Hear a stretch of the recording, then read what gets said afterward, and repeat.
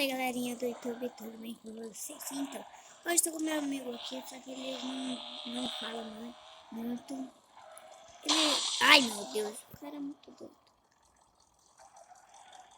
Ai, meu Deus, caí.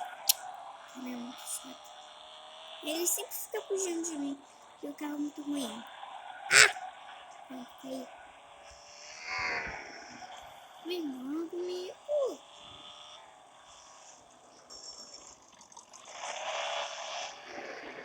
Isso aqui. Não sei por que ele estava parado no começo do vídeo. Não sei por quê. Só que eu vou ficando passando. Caraca, a rua é muito ruim, gente. É muito quebra-mola aqui. Eu só fico passeando. Que é isso? Caraca, meu Deus. Meu amigo tá. Eu tenho dois amigos aqui. Ele tá irritado comigo. Eu não sei por quê. Olha, ó. Ele tá indo pra trás. Só que eu tô indo pra frente.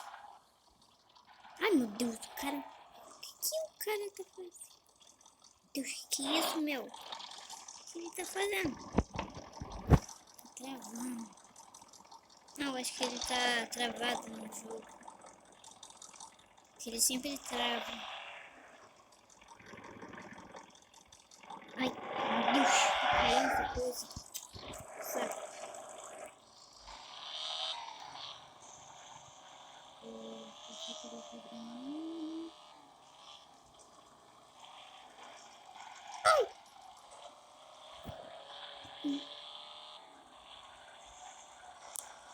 Oh, meu Deus.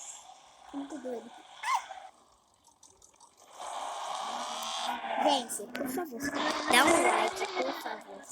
Gente, o meu primo, ele joga sempre esse jogo. Só que ele não gravou nenhum vídeo. Por isso. Mas ele vai gravar outro dia, tá, gente? Não se preocupem. Se vocês verem o vídeo do meu primo, é muito engraçado. Ele só fica fazendo uma coisa de... Ai, bati.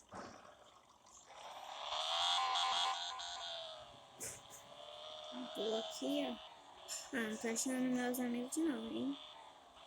Os outros estão lá no negócio. Ih, vou bater no negócio. Vou bater na parede. Gente, quando eu voltar aqui, eu volto com vocês. Gente, eu não tô achando meus amigos não.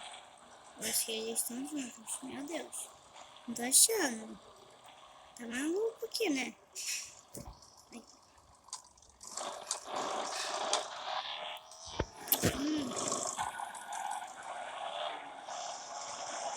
Ai. Cadê todo mundo, meu?